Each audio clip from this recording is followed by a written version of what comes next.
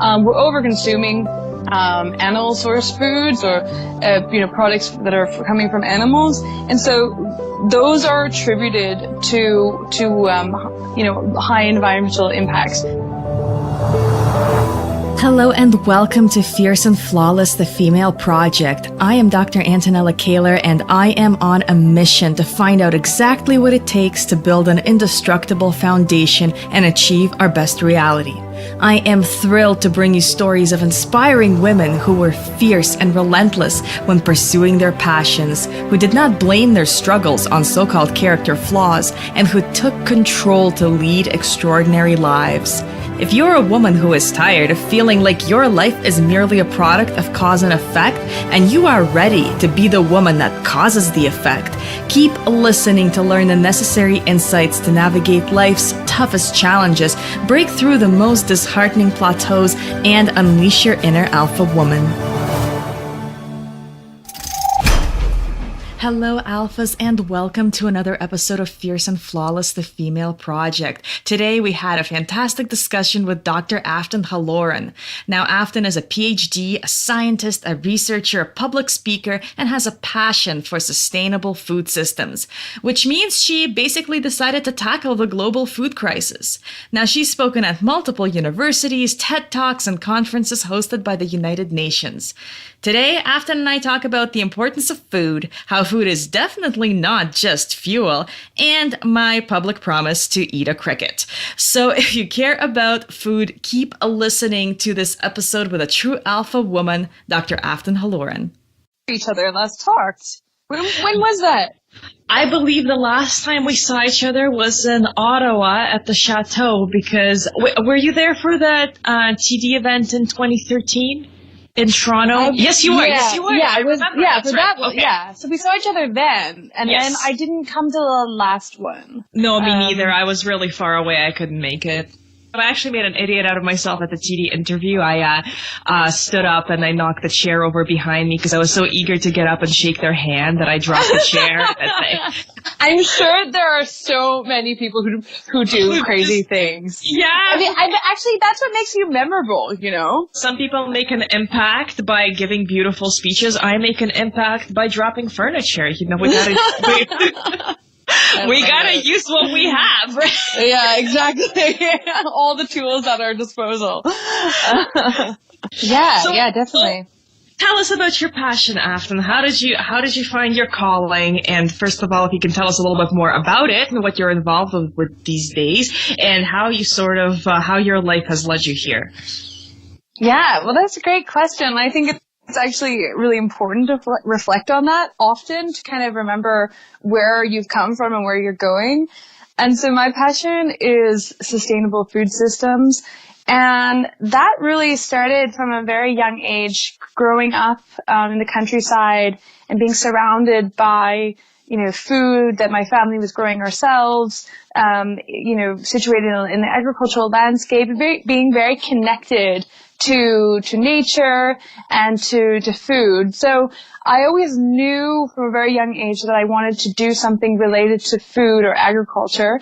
And slowly I kind of began to carve that path out for myself. So when I was starting university, the kind of career that I have now didn't really exist.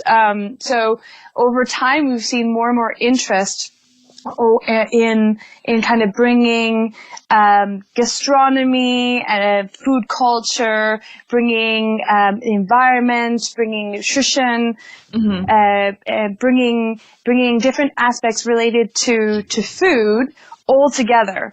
And so how I kind of arrived at where I am now, and I guess I would call myself a bridge builder between different disciplines, and connecting food to different kinds of important aspects that are connected to global challenges. So to put it, a label on it, you are fighting to solve world hunger. Yes, I mean, no big deal.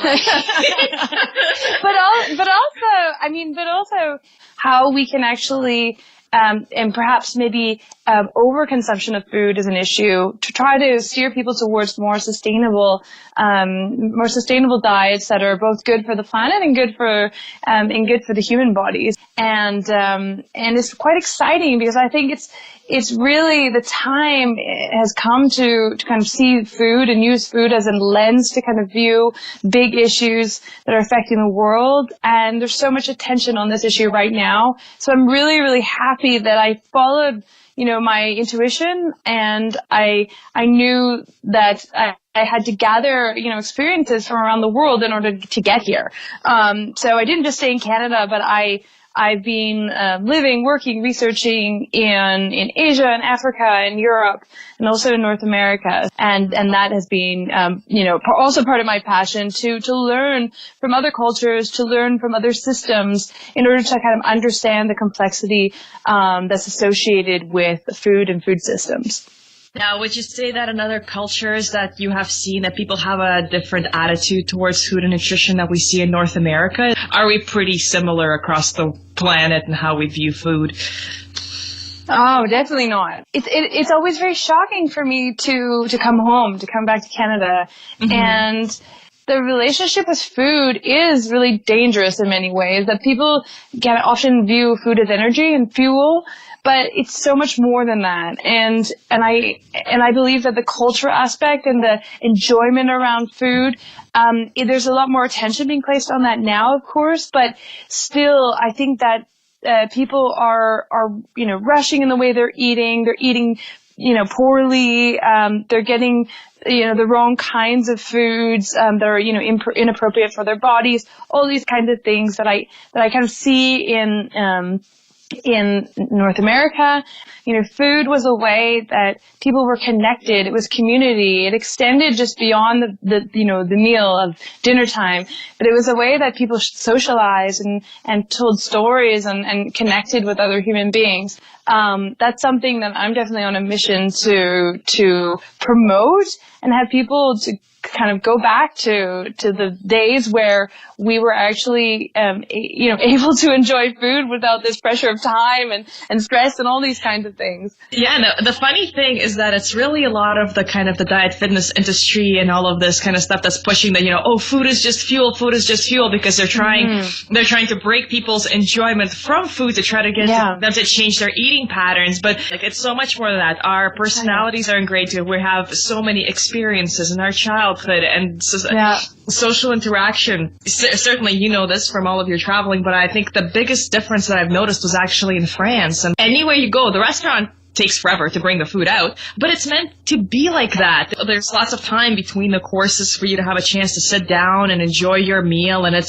you look around and people are chatting, having tiny little bites, really indulging, because if you look at a lot of French food, it's quite rich, right?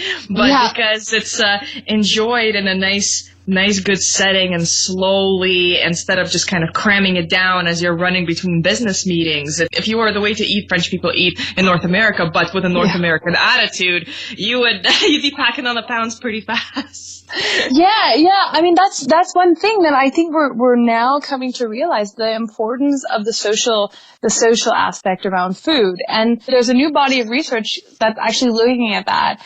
And it's quite exciting to kind of understand that these are parts of culture that we can't afford to lose. I think that we can learn a lot from other cultures, and I think why I'm so excited with the work that I do is because I'm so naturally curious, and that you're constantly learning. Which food is your favorite? Do you have a country or a nation that you really enjoy their eating style? Oh, wow. I love Japanese food. I was living in Japan when I was 15 years old. I did a study abroad there. Being in a country where the food culture is so complex, and you could spend your whole life just studying Japanese cuisine, because it's so regional, it's so seasonal, it's so there's a lot of very delicate parts to it, and traditions and all these kinds of things. But of course, I've also lived in Italy, and moved around quite a bit there and tried different regional cuisines again. And it's super interesting how simple the food is, but it's just based on really good ingredients. Yes, and the Italian food in Italy, not the same as the Italian restaurants in North America, let me tell you. No, to be honest, when I lived in Canada, I would never have considered eating in an Italian restaurant. But, being in the country where the food is from, it really shifts your attitude towards it, because you kind of learn that a lot of these recipes that get exported, they get tailored towards, the local taste, and perhaps they don't really reflect the true kind of, nature of the recipe itself. So now, if, say I'm a listener listening to this and I'm eating your typical North American diet and, doing my best with what I can, what would you say your top piece of advice would be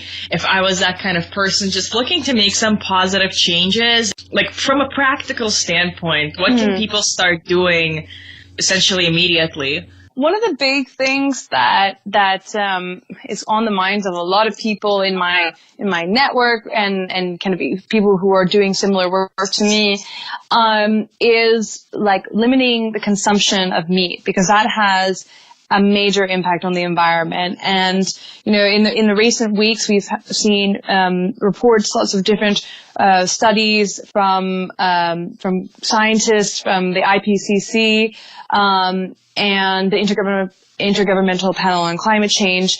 We're over-consuming animal source foods or products that are coming from animals, and so those are attributed to high environmental impacts. Now, could you explain a little bit and educate a little bit about how meat production actually has an environmental impact? Yeah, well, I think it's important to also look at that not every animal is the same.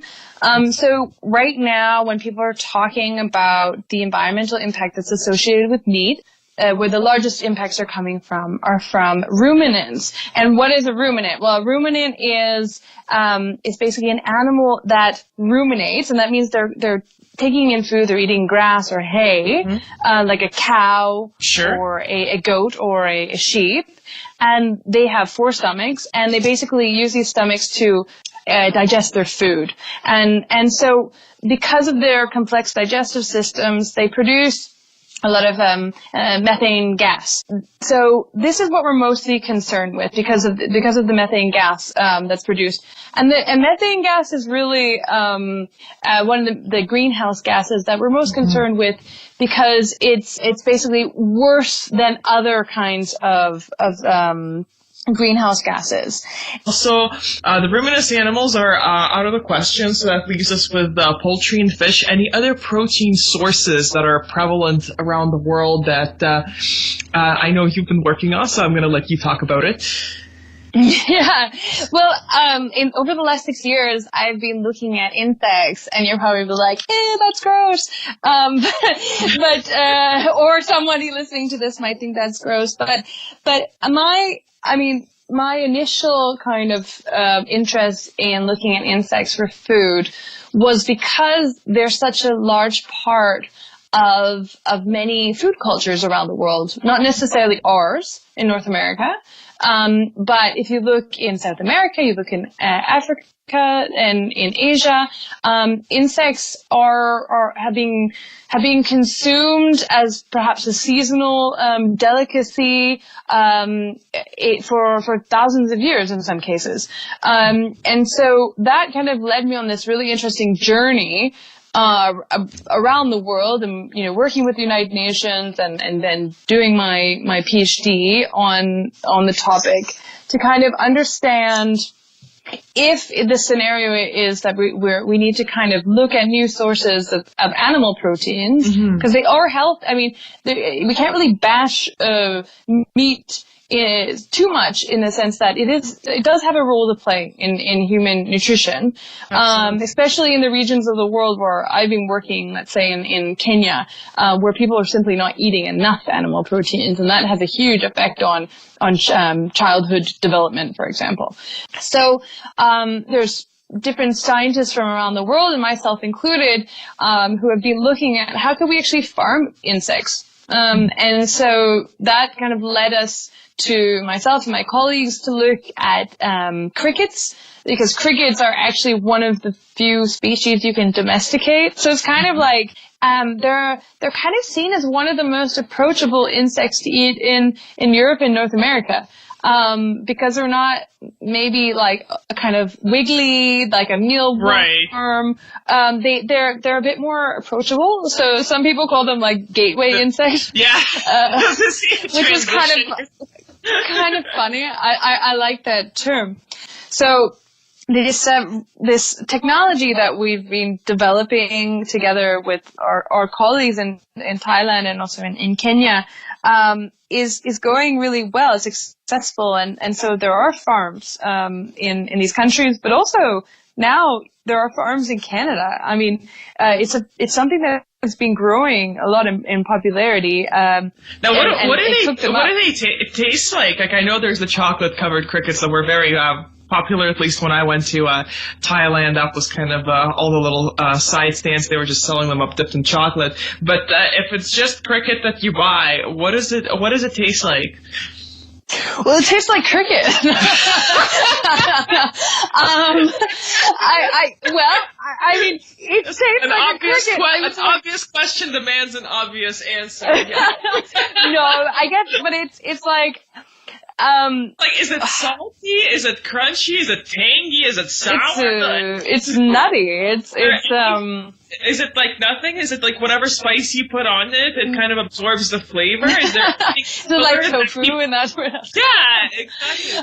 No, but it's a good question because, well, it depends on how you prepare them as well, right? Because, you know, I think a lot of people want them to be crunchy because it's easier to eat them in that way. And so, I think they're delicious, and because they've got this kind of nuttiness to them, it's not a weird taste. I think it's more of the texture that people think is strange. So I would say that the taste, once you try one, is like, oh, okay, that's nothing strange. But maybe if there's a little lag or something that sticks in between your teeth, that might be weird to you if you've never eaten one before.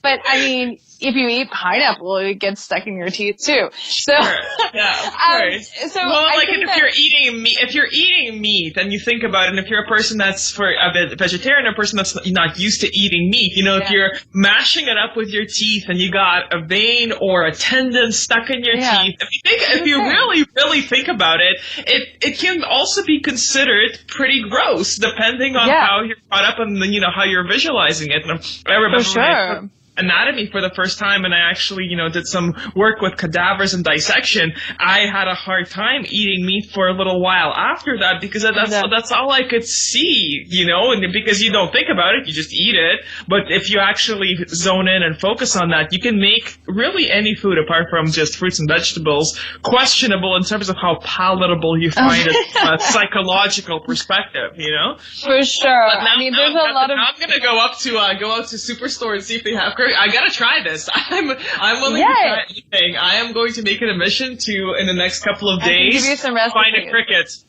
Yeah, there you go. Send them over. But that's the thing. It's like, it's all about how that's prepared. And I think that a lot of people have really bad first experiences, so they get really turned off of that. There's a lot of, I'm not saying that all products on the market are good. I mean, there's a lot of really bad stuff out there. But it's like that with anything, with any food, you can find that it's prepared in a disgusting way. Like, it's...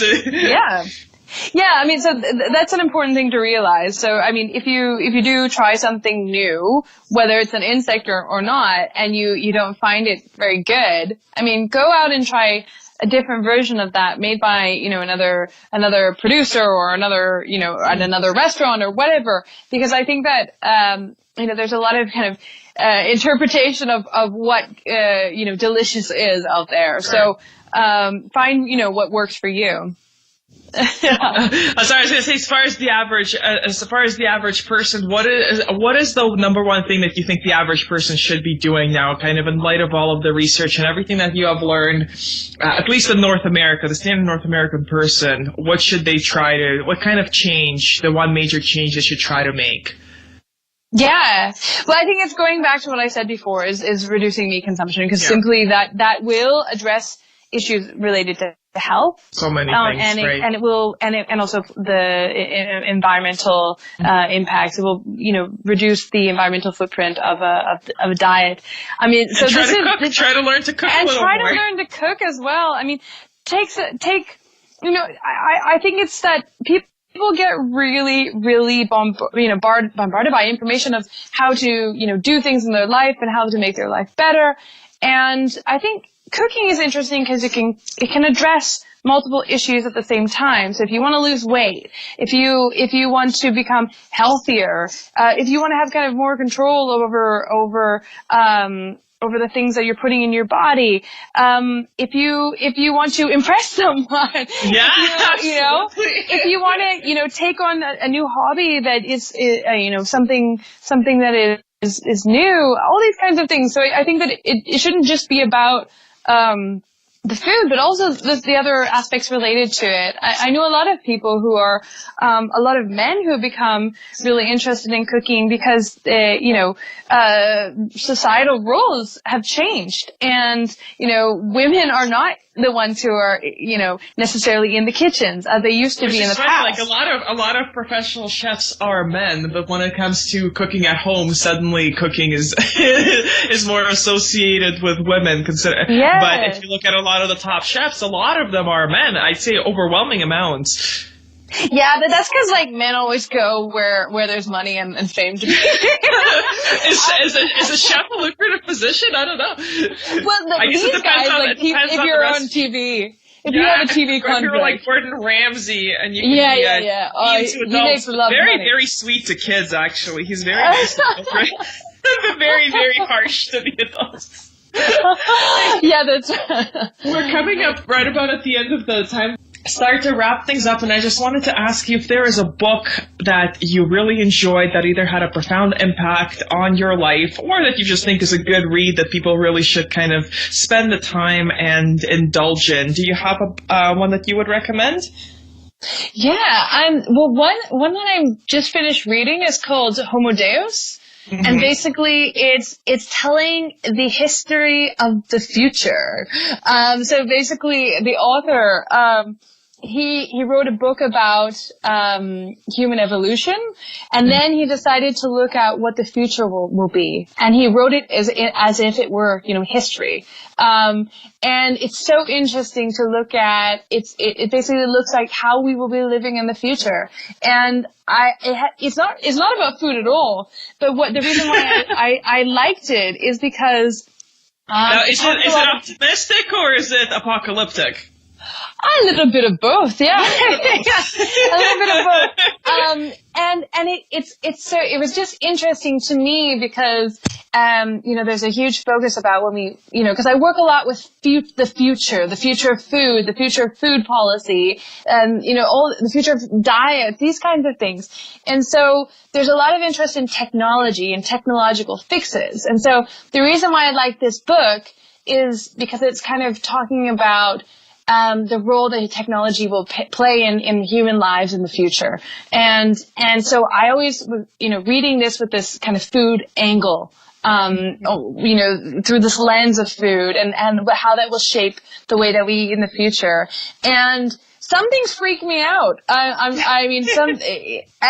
other things that I think that technology has a huge role to play in shaping our food cultures and also the way that we eat. So I recommend that book for anyone who's kind of, interested in looking at the future and, as it's happening right in front of us. So it's called Homo Deus, and, it's a very interesting book. That's absolutely amazing. Thank you so much for sharing that one. I know I'm really interested. I really like those types of books. I'm a sci-fi / future type literature nerd, so it's right up my alley. Now, before we wrap up, is there any kind of final thoughts or any final things that you want to share with the audience or encourage them to do, apart from learning to cook and cutting back on the meat a little bit? Or a lot. I think, or a lot, yeah. A lot, yeah, yes. But you know what? It's a thing, it's something we need to do very quickly, but make it fun, enjoy it, because it shouldn't feel like it's a chore. It shouldn't feel like you're, quitting smoking or something like that. Yeah. I've never smoked, but I'm sure that's a really difficult process. It's got to be fun. And so I think that that's kind of the lesson, that I can, have your listeners take home and, make food fun again and make it not just about fuel. Yeah, absolutely. Yeah. Absolutely. I really have an issue with that statement, so I am completely on board with that. Well, thank you so much for sharing all that. This has actually been so interesting and very educational for me as well. I was not kidding. I'm going to go out and try cricket. This is going to be my mission for the next couple of days. And I will send you a picture and I will check it. And let you know how it's going. So thank you so much again for spending the time. Afton, I know. What time is it now where you are anyways? What time is it in Denmark? It's 6:45 in the evening. Okay. So I'm going to let you go and enjoy your evening. Thank you so much again. I'm going to go make dinner now. Yes, absolutely. What are you having for dinner? I'm actually making falafels tonight. I love falafels. And if you wanted to, you could potentially make them with crickets in them if you wanted to. Is it cricket falafel? No, these are cricket free. Tonight is cricket free. All right. Well, thank you so much, and I will follow up with you. I'll let you know how my cricket experiment goes. All right, that's great. I'm looking forward to hearing back from you. Thanks so much. Bye. Bye. Nice evening.